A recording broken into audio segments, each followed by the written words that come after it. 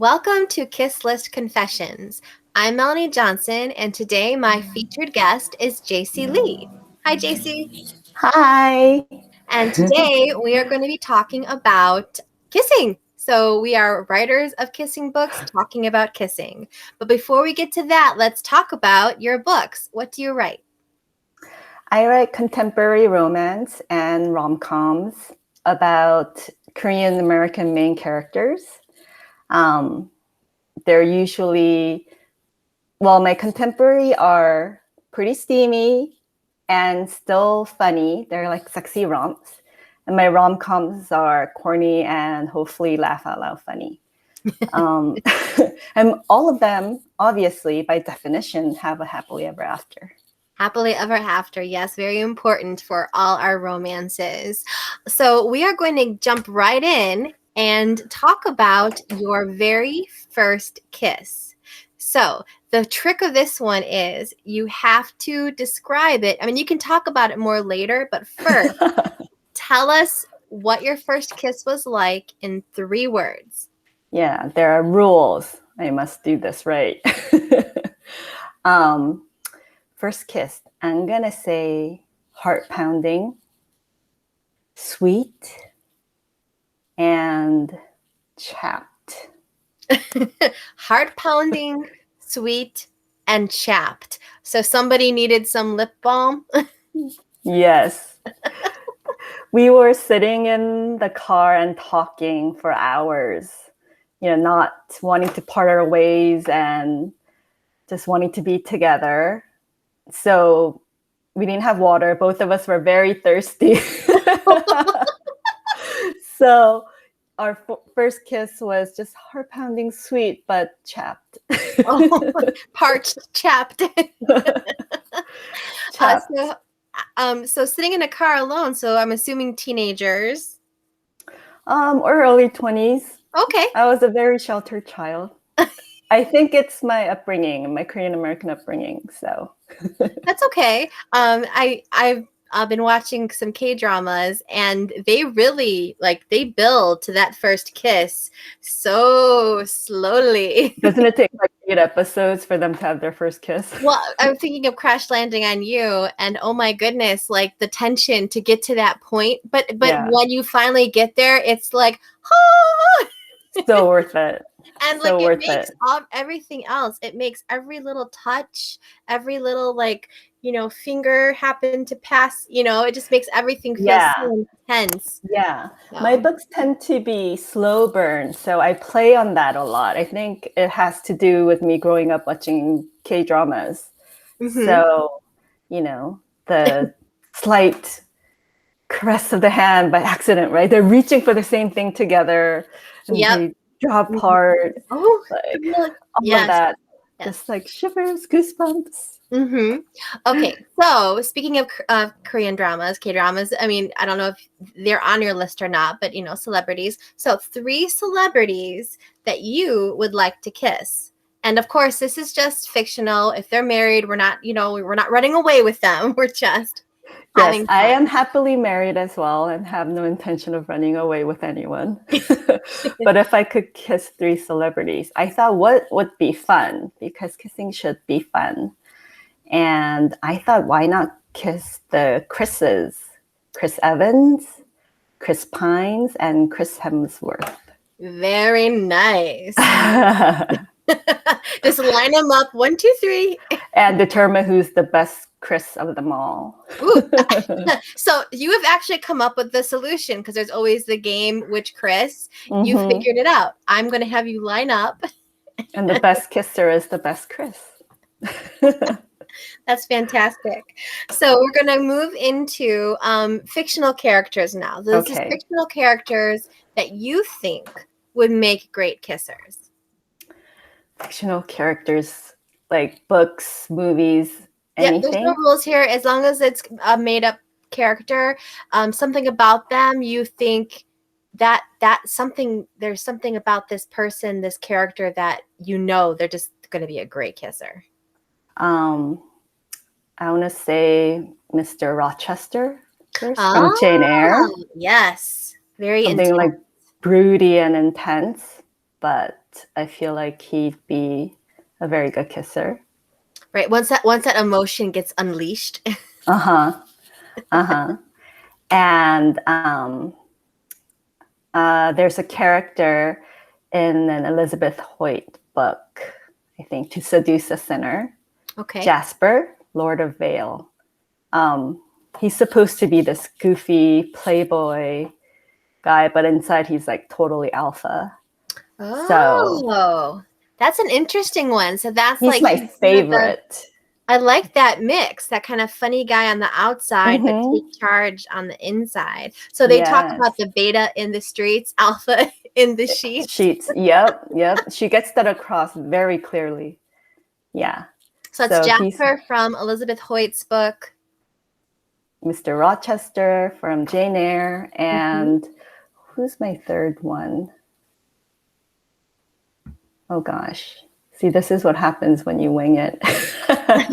Winging it can be fun. Maybe one will pop in your head that you didn't expect. Fictional characters.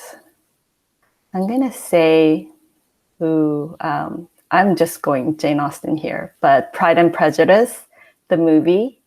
Okay. I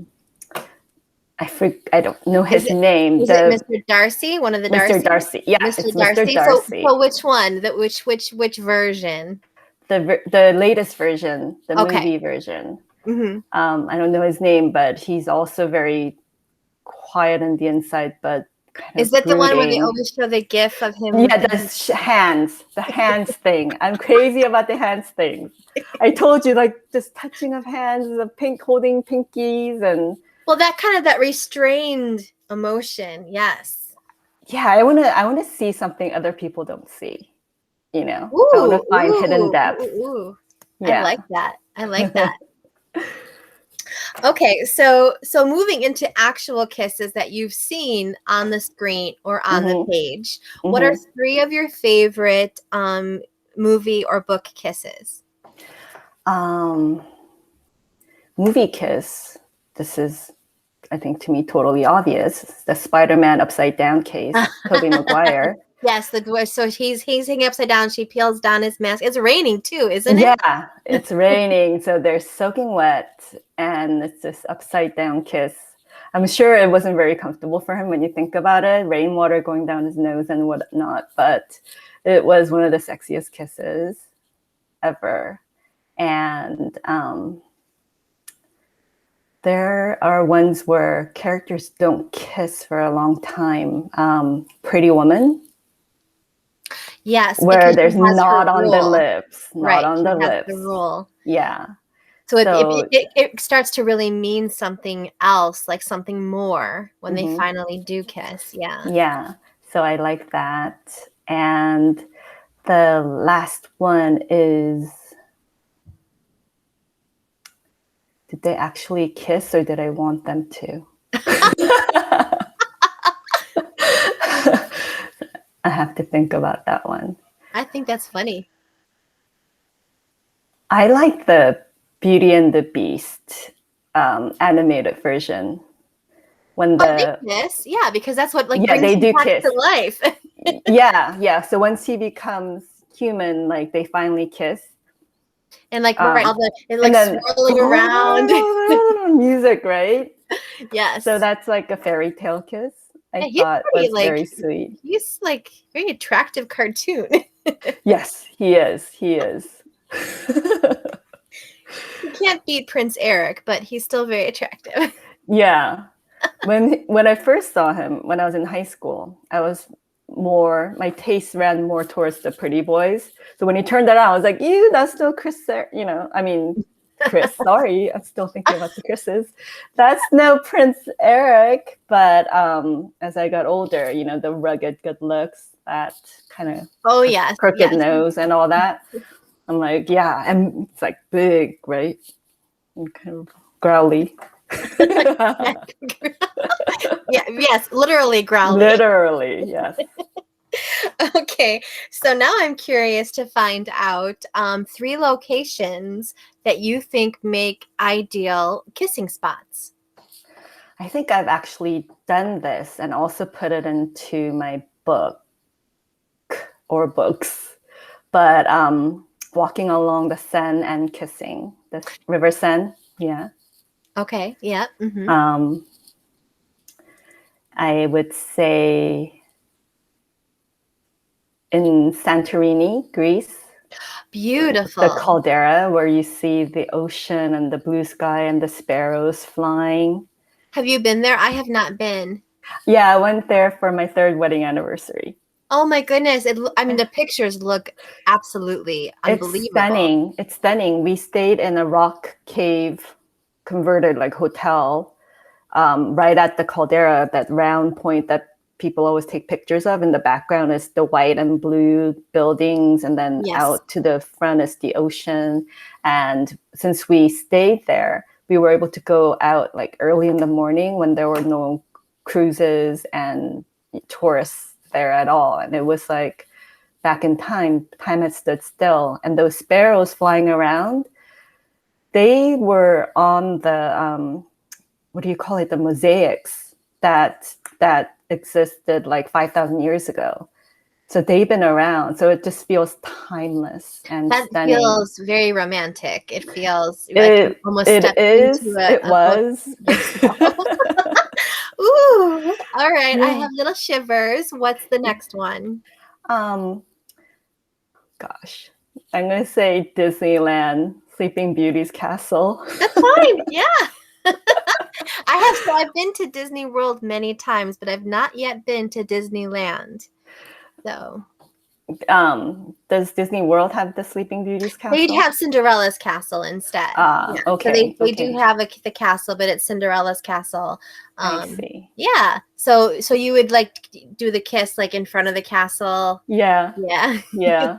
Maybe drive up on a horse-drawn carriage first, then get off. Oh, really do it up well. So I was watching. There's a series on Netflix. It's really just a giant commercial where you can.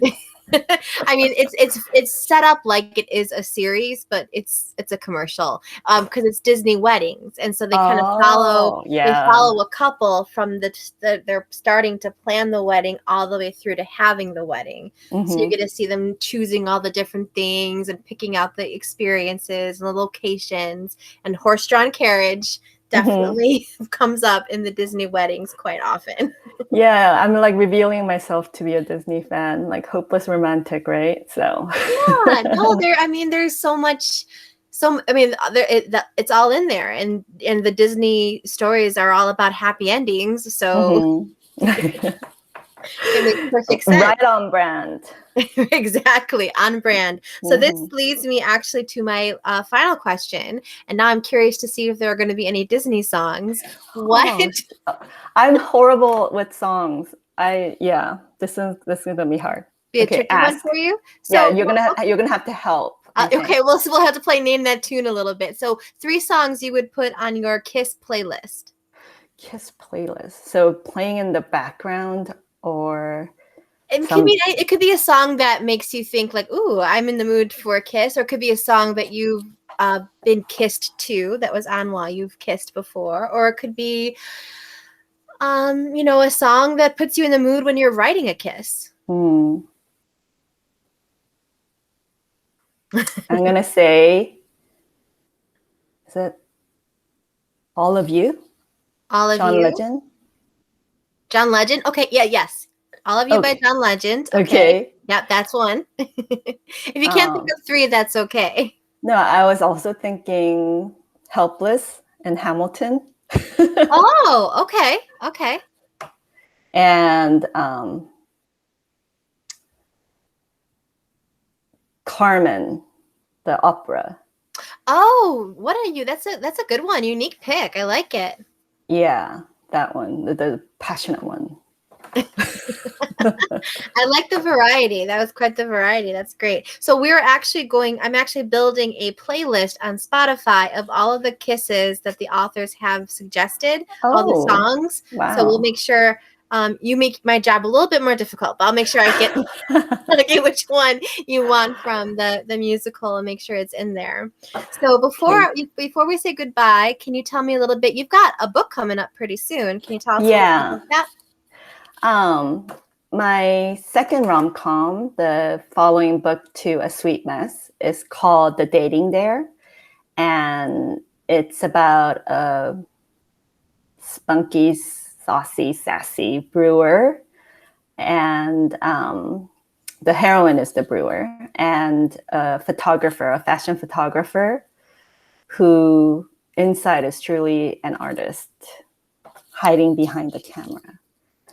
So it's about two commitment phobes who play a friendly game of truth or dare and just agree to a no strings attached 4-date arrangement. And they try very hard not to fall in love with each other because it's supposed to end in 1 month and he's going to be going off to Paris for a new job. And so they find it very difficult to not fall in love when it's the right person. Of course, right. And always, as soon as you put that timeline on it and you tell yourself, we are not falling in love, 4 dates, that's it, just for fun, we all know what's going to happen. So that's The Dating Dare, and it comes out in August, correct? August 3rd, yes. August 3rd. All right. Well, this has been Kiss List Confessions with Jayci Lee. I'm Melanie Johnson, and we'll see you later. Bye.